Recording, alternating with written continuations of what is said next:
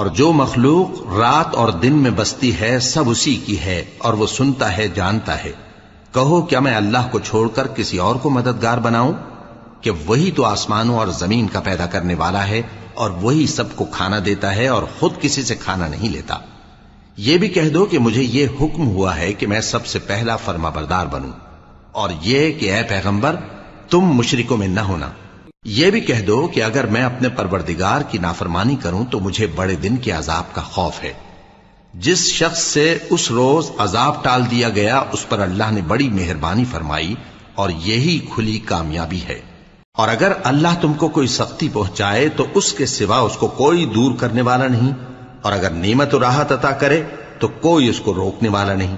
وہ ہر چیز پر قادر ہے، اور وہ اپنے بندوں پر غالب ہے، اور وہ دانا ہے، خبردار ہے۔ ان سے پوچھو کہ سب سے بڑھ کر قرین انسان